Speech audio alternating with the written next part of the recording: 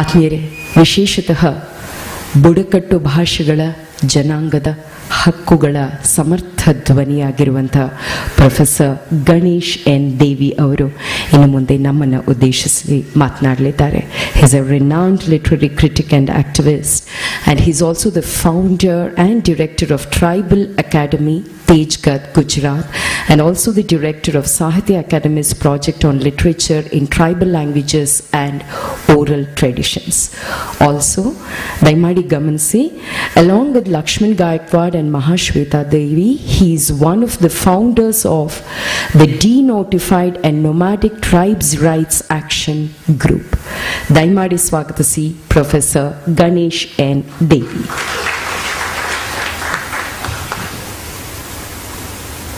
My wife speaks Kannada. My wife's mother tongue is Kannada.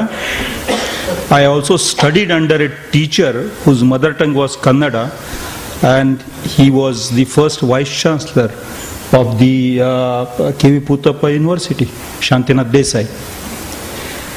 My mother speaks Gujarati as her mother tongue.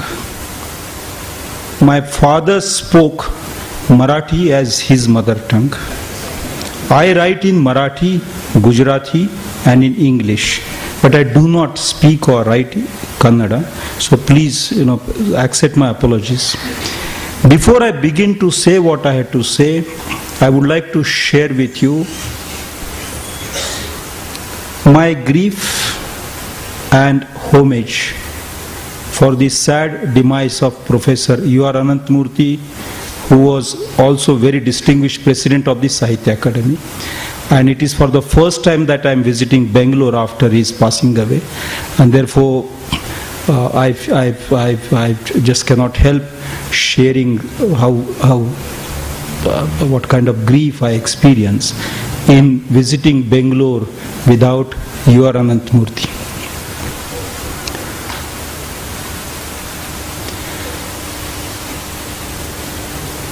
Chandrasekhar Kambarji telephoned me 3 times last year with the greatest of agony. He was agonized about the Supreme Court,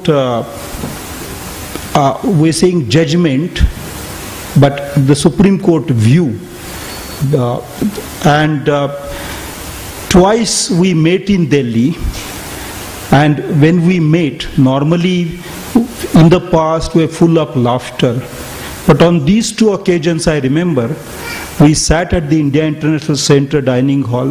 He was quiet and I was quiet, and we knew that we were mourning for something terrible that has happened to the future of the Kannada language. And I fully share the agony that he has and the anger, the sheer rage that he is carrying in his heart for what is happening to the great Kannada language. About a year back, when I came to Bangalore and was meeting the members of the press to talk about the People's Linguistic Survey of Karnataka, I had made a statement that if India gets the next Nobel for literature, it shall go to the Kannada language. I did not say it at that time to please the journalists, because it's a language with great philosophical depth, comparable to French, comparable to many other mighty languages, and history as old or a little older than the history of English.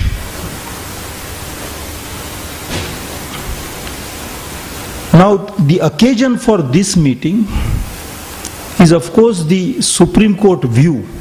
The Supreme Court, the history, all of you know it, but it will be probably easy to share what I have to say if I very briefly mention that in 1988-89,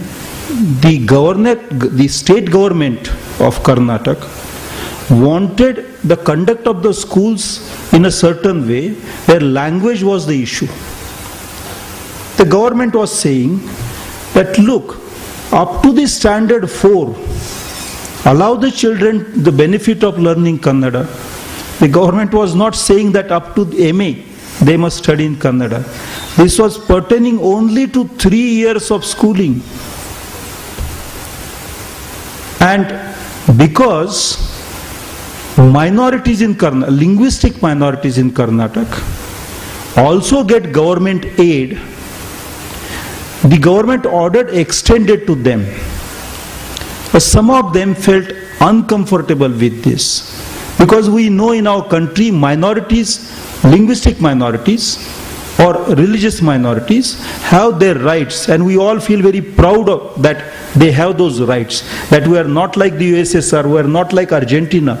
2 years back, the ambassador of Argentina had come to Baroda, and Dr. Patnaik was present on the dais. And he felt aghast when the ambassador said that in Argentina we have made it a policy to teach only one language. No other language shall ever be taught. See, in India we have not been like, we have been very liberal with languages. With our radio, broadcast in 120 languages and so on, 22 scheduled languages, many other. Almost 6 other languages included, almost 60 languages recognized by various states in their capacity to recognize. The governors have been given special authority and rights to recognize certain languages. If that is necessary, the president can intervene if need be. And apart from all these structural arrangements, as people, we've been extremely liberal, generous, tolerant, and we actually celebrate the multiplicity of languages. When one travels in a train or on a bus or in a market, if we do not hear more than one language, we feel a bit uncomfortable. I mean, one study by Indian Institute of Management in Ahmedabad as to why the malls are not doing so well in Gujarat as the Karyana Dukan, the grocery shop is doing. The traditional grocery shop could not be replaced by the malls. The IIM study says that in a traditional grocery shop, you get to hear more languages, in a mall you don't. I mean, this is what the IIM study is saying. It's a reflection on how we are made as people. Now, this, the order was challenged. The order, the High Court, the Association of Schools, minority schools, interested parties moved the High Court. The High Court gave a judgment, and apropos that judgment, the state of Karnataka moved the Supreme Court. The Supreme Court dismissed this special petition, special leave petition of the Karnataka government. What is this? I would like to actually spell out what the Supreme Court view contains. The Supreme Court view is that while the Honorable Court values the idea that mother tongue education is excellent idea, the right to decide what is the mother tongue of a child does not rest with the state.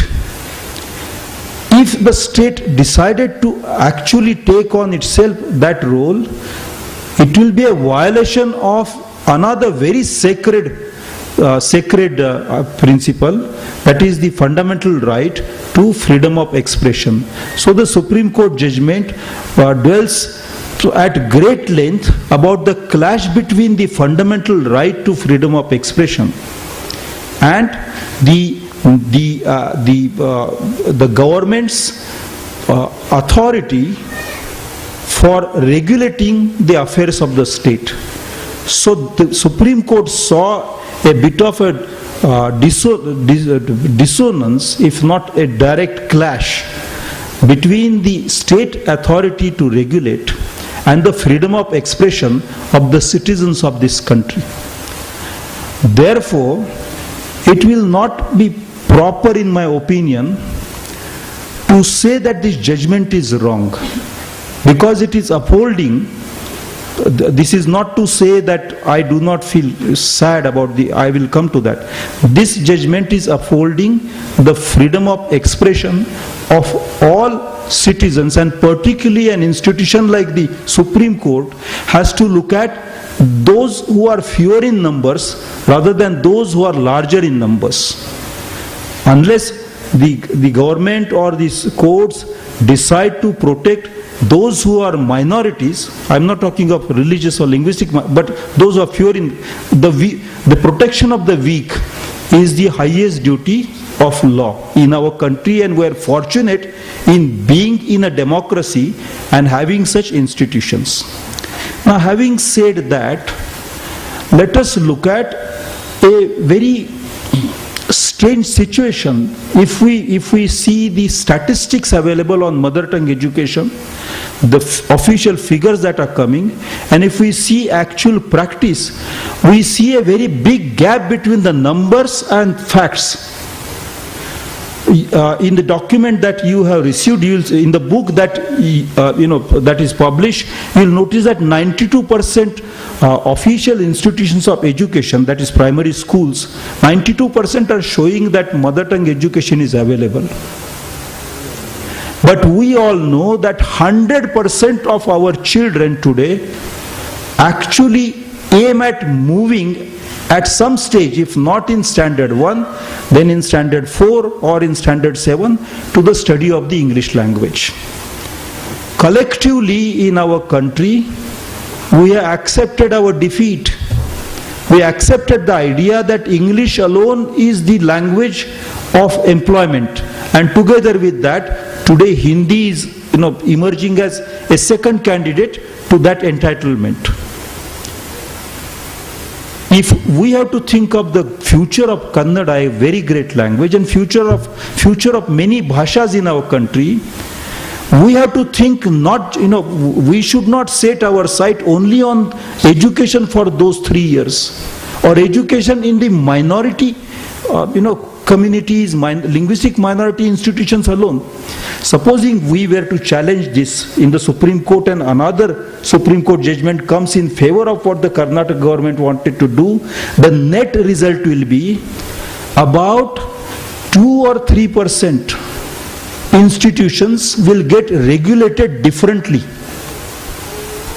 Please, let's try to understand the scope, the scale of more than 90% institutions are getting regulated as per the Karnataka government's regulation, the GR, the order of 88-89 is the remaining. The question is of remaining few. So if we were to challenge this, what shall we achieve? We will be able to impose our collective wisdom on those 2% or 3%. That is one way, of course. But there are other ways, and there are other needs, and those other needs and other ways are far more urgent in the interest of the Kannada language, sir. All over the world, there's a fear that of the 6,000 living languages, nearly 3,000 will be wiped out at the end of this century. Of the remaining 3,000, not more than 300 languages will remain intact, will survive with all their domains intact. And that's a huge scenario of a very vast phonocide waiting for us. And it is waiting not just for us in Bangalore or in Bhubaneswar or in Ahmedabad. It is waiting for all of us in Spain, in Germany, in Brazil, in Australia, in Uganda, in Kenya. It's a global situation, and we just cannot escape that unless we do something very urgently. And it is time for us to initiate such a movement for the future of the world languages, sir, and for the future of Indian languages. Maybe one doesn't know the exact number. People's Linguistic Surveys reported 780. The census is reporting about 1100. One does, but we have several hundred living languages in the country, and they all, except a few, are going to be wiped out within the lifetime of the child for whom we are fighting today. by the end of this century, all those languages will be wiped out. And with those languages, all the great ecological wisdom, all the great spiritual, experience, all the beautiful things that we produce as poetry, literature, and so on, all our intimate expression will be lost. There is a feeling among scientists, particularly those who are looking at language from the angle of evolutionary sciences, that language itself will be replaced of verbal icons, the speech language, just as at one time theater was replaced by music and music was replaced by verbal icons. The verbal icon language might get replaced by image, and that too image process outside the human brain. Probably what we need to do is this. Karnataka has, apart from Kannada, Tulu as a major language, if I am not wrong. I do not know if there is a movement about schooling in Tulu, because I looked at the list of official languages in which schooling is available in Karnataka, and Tulu I did not see listed there. If I am not wrong, there is a Byari in Karnataka. Those who speak Byari also might have the same kind of feeling as we have for the Kannada language. There would be the Kurgi speakers, the Kurubas. There would be about 20 odd languages in Karnataka where parents feel helpless that they are forced to send their children to English medium school or Kannada medium school. Of course they will have to. If I suggest to them that they must study only in Tulu or Byari or Kurba, they will immediately get up and say, but your children got the benefit of English education and now you want us to study in you want our children to study in mother tongue? That is unfair. I recall the argument that Dr. Ambedkar put forward in relation to language. He wanted all the dispossessed classes to study the English language. I am not endorsing the idea of studying in English. I am trying to point to you that those who are already dispossessed do not want to be further dispossessed by imposition of the mother tongue. I am not against the idea of mother tongue. Please do not. I am trying to arrive at something different. I am trying to say that this country has to go beyond the idea of scheduled languages alone. Way beyond the idea of schedule. I am glad Sahitya Akademi has taken up this cause. It will be a wonderful idea. I am an activist and I feel happier in streets rather than in a library. It will be a wonderful idea, sir. On 21st February, I invite all of you, 21st February, which is International Mother Language Day, let us take speakers of all the 780 languages of India to Delhi for a mother tongue march. I will bring at least 10 or 15 from every language. Let Kannada take the flame. Let Kannada lead the mother tongue march of Indian languages. Because the time has come for us to sensitize ourselves, our majority. At one time in Bengal, at the beginning of the 19th century, they were debating whether to have education in Persian or Sanskrit or in English. And though an English officer like Elphinstone wanted education in regional languages, Bangla speakers wanted education in English. Rajaram Mohan Rai went to England to advocate the case of English. We accepted, but how did we respond? We responded, printing technology. The printing technology came to India and segregated some languages into print and others in oral. How did we respond to those situations? We responded by producing very powerful literature in our bhashas. English could not destroy our bhashas during the 19th century. English could not destroy our bhashas in the 20th century. And English shall not destroy our bhashas in the 21st century, nor shall Hindi do it. What may destroy our bhashas is, I borrow a term from an 18th century English poet, the castle of indolence that we built, the great complacency that we accepted. In a small country like Norway, there is an organization which is trying its best to put 22 of their languages into the cyberspace. Because that new technology, which will try to approximate all the linguistic activities of the human brain, probably will help in replacing human languages in future. And at that time, if our languages are not found in that space, just as at the beginning of the 19th century, if our languages were not in print, they would not have been Kannada, Oriya, Gujarati, Marathi, Hindi, scheduled languages of today. They would have been like languages like Banjari, Gondi, Bhili and so on. The merely oral, I mean, I respect the oral languages, but I am trying to drive a point home that at that time, our forefathers, literary forefathers, writers, came to the rescue of languages by taking language to the print technology.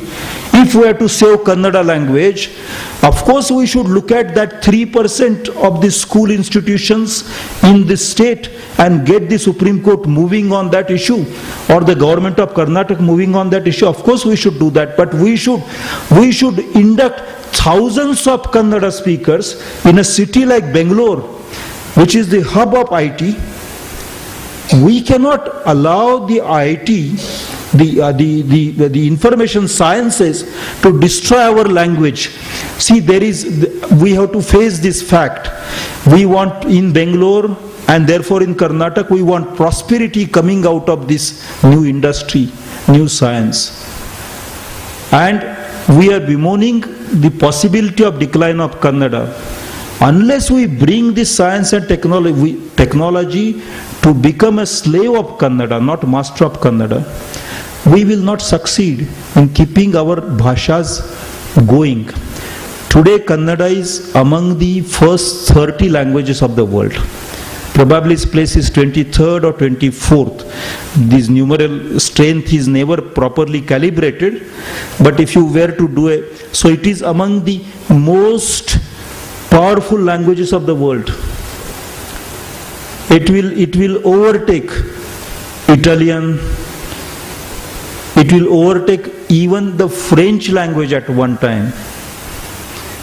But unless we enrich, just as the ancient saints enriched Kannada as a language of knowledge, and the Jain thinkers, just as our 19th century writers enriched Kannada as a language of literature in print and theatre, and 20th century writers in cinema and so on, unless we enrich Kannada as a language in the digital world today, we have no hope.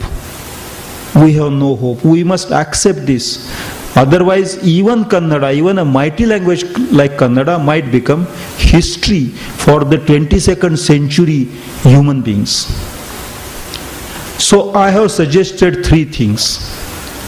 One is, this doomsday scenario is not my making. It is not mere rhetoric. Please believe me that all the scientific literature on languages today is pointing to these kind of very grim scenario in future. I have suggested 3 things. One is a pan-Indian movement for pan-Indian languages, a movement which is completely inclusive. It includes all languages. Because if I feel sad for the decline of my language, how can I feel happy at all or not feel sad when I see another language declining? If I am a human, then my heart must bleed for all humans, suffering of all humans. So an all Indian languages pan-Indian movement to be set up on the 21st February from whichever station you want, sir, and you shall lead. that movement. And we'll have Dr. Patnaik, of course, to, so I see as an activist, my imagination is already very active. And the second thing that I suggest is, despite this popular movement, which of course will be highly emotional, charged with emotion, and might even lead to bloodshed, because language issues often resulted to bloodshed. I'm not promoting that. I'm saying that despite this kind of emotional appeal, rousing people to action, we must also have a wing of volunteers. Let us forget about government support. Let's even forget about Sahitya Akademi support. Volunteers who care for, now that this website is there, volunteers who care for Kannada, they must spend at least 3 hours of their daily time in helping Kannada getting on to the digit, into the process image, into the artificial intelligence. If that is not, if that kind of hard work is not done today, we shall regret in future. And that's why you use the term castle of indolence, castle of laziness, idleness. We must break that castle. So we have to be active in a scientific way. And the third thing that I suggested is that even the Supreme Court opinion can be sent for a review. And that path could not be, should not be closed. So this should be a three-pronged activity, and then probably people in this country will be with us, will think like us, and probably people in this country will think of creating employment in our languages. If there are people, languages remain alive. If there is employment, people remain alive. So there has to be employment in the language so that people in the language exist, and then the language exists. Otherwise everything else will boil down to popular political appeal and empty rhetoric. Please pardon me, please forgive me if I said something that is not liked by anyone. But my intention is very honest, and I for one shall be ready to die for language. Thank you.